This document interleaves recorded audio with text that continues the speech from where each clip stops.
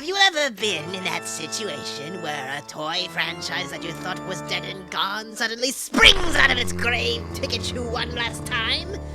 This is Tales from the Bargain Bin!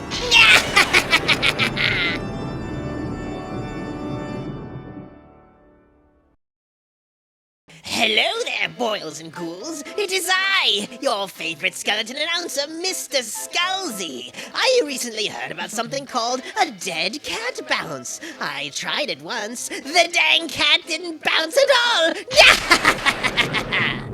Actually, a dead cat bounce happens when a failing series is officially cancelled, and it gains a brief jump in popularity either because the products are marked down and cheap, or even from the very mystique of it being dead. Popular because it's dead? Ladies.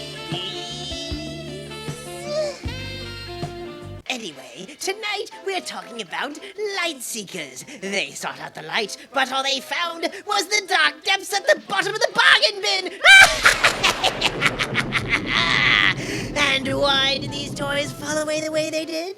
It's because they were squashed by the bouncing cat! I think I'm going to need some help explaining this. Oh, normal guy! Oh boy, Lightseekers. When I first talked about this series, I basically summed it up like this. The toys are kind of overpriced and the app game is average at best, but the card game's pretty cool. And that seems to be the consensus. The card game is definitely what has caught people's attention, finally getting organized play, expansion sets, and even several tournaments. Which it deserves. It's a great game. It's a great game with a bunch of interesting mechanics that came out at a time where there was an appetite for a fresh card game concept. But here's the thing about the Lightseekers card game. It wasn't supposed to be the big standout piece of this franchise. The card game was only meant to be a vehicle to provide scan codes for the real breadwinners, the app and the toys. Just the short of it, the Lightseekers app is a traditional isometric Diablo-like game where, rather than finding the equipment in the game, you would instead go and buy them at the toy store. Big, actual weapons that you would attach to the flagship product, the Lightseekers action figures and power core, which sync with the game through Bluetooth. The cards were supposed to, give little bonuses here and there, intended as sprinkles on top of this fun game sundae. Yeah, Lightseekers was yet another Toys to Life product, and it came out when the genre was in a state of freefall. Disney Infinity had recently been cancelled, and Skylanders had recently released its final game after quite possibly its worst entry in the form of Superchargers. And these were regularly being put on extreme sale. You couldn't put your foot down without stepping on a Toys to Life product that was on sale for half price or even for less. This was the environment that Lightseekers launched in, asking $60 per character where other games asked for no more than $15. So anybody who was in the Toys to Life aisle would take a look at this new thing that they've never heard of, and this thing that maybe their children had talked about a couple of times and was currently 50% off, and made their decision. And that's what Scalzi meant when he said that Lightseekers was crushed under the bouncing cat, because its release was stumbled by the rest of the genre turning super affordable because of the massive market pullout. But was that the only thing that held the Lightseekers toys back? Doomed from bad timing the way the card game was blessed by good timing? I would argue not entirely. There are some other things that affected how Lightseekers was marketed and sold, aside from the fact that most thought it was little more than a Skylanders knockoff. I mean, Skylanders? Lightseekers? Come on. First of all, Lightseekers wasn't crushed under just one bouncing cat. There were two. The rapid decay and bankruptcy of Toys R Us was yet another claw from the abyss clawing at the new property. You see, one of the ways Toys R Us did business was by essentially bullying its way into exclusivity deals with certain toy brands, and Lightseekers was one of these. And what did they do with this exclusivity deal? Nothing. Absolutely nothing. No promotional drives, no advertising campaign, no big display. They just chucked them into the same aisle with all the other Toys to Life toys and just kinda left them there to rot. They were, frankly, out of money. They barely had enough to maintain their stores, let alone launch any sort of promotional campaign. But Tomy and PlayFusion didn't exactly help things, and there was at least one factor that kept Lightseekers from jumping off the sinking Toys R Us ship, and that was that none of their products were sent in assortment. Now, toys, more so than any other product, often ship in things called assortments. Basically, it involves a bunch of similarly sized products that are the same price and have the same internal store code, or SKU, getting packed in a box and all going on the same shelf.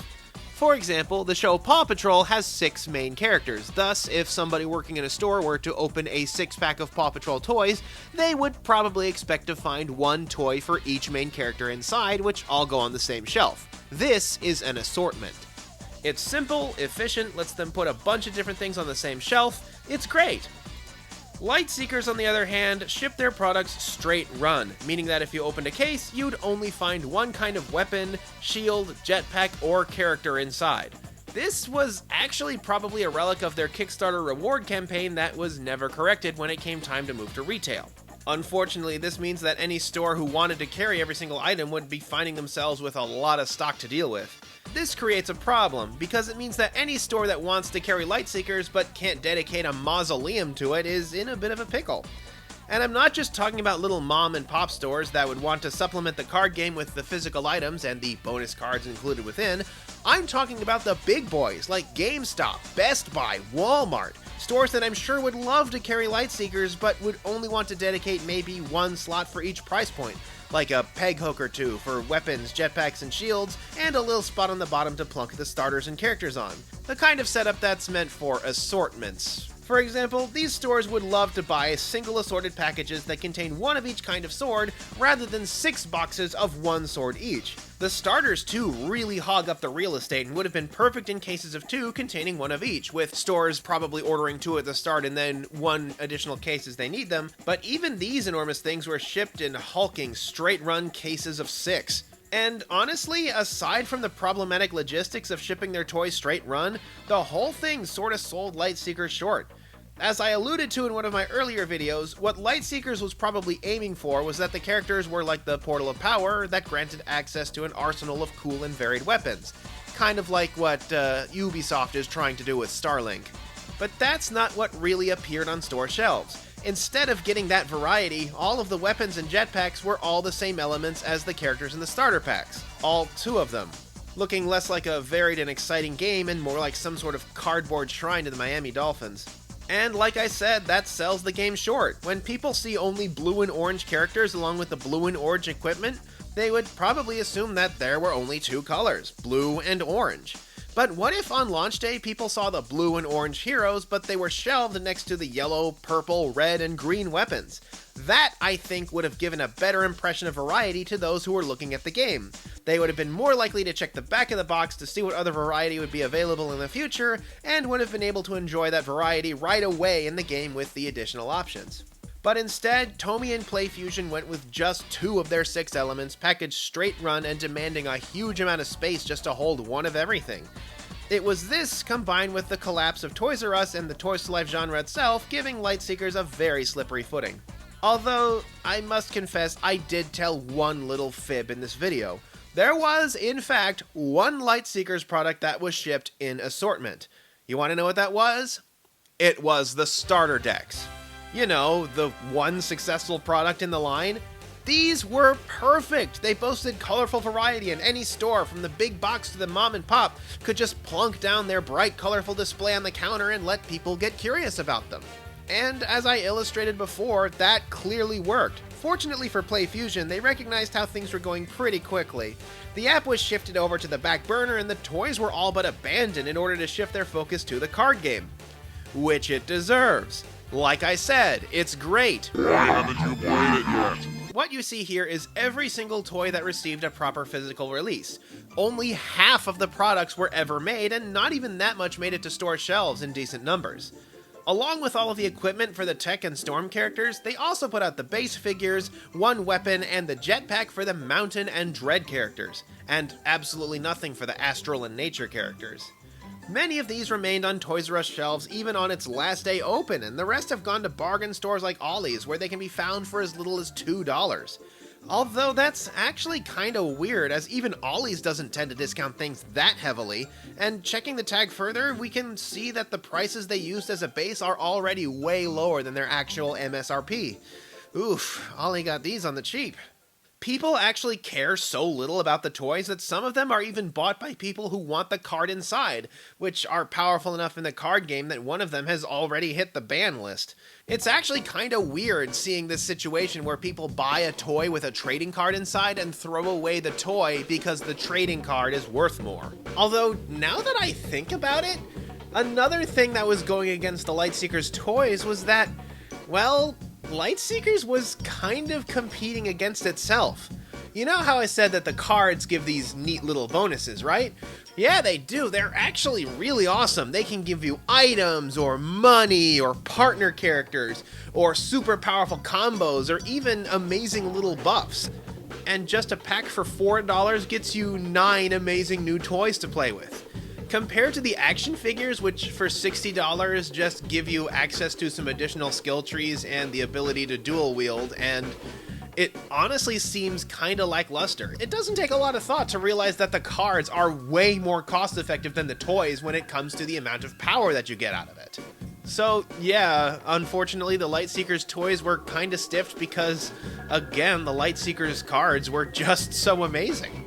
One thing that I'm seeing that kind of resembles Lightseekers that has come out recently is Ubisoft's Starlink, which copies the Lightseekers' idea of having a large base onto which you attach a variety of weapons that can be swapped in real time.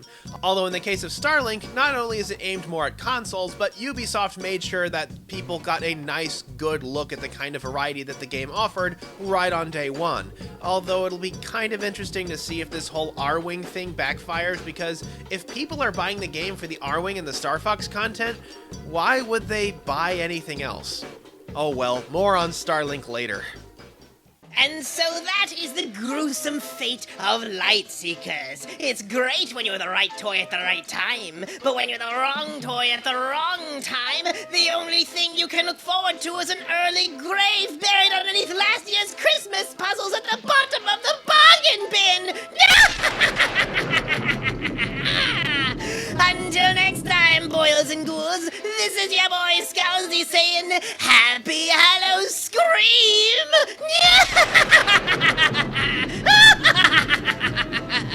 Oh,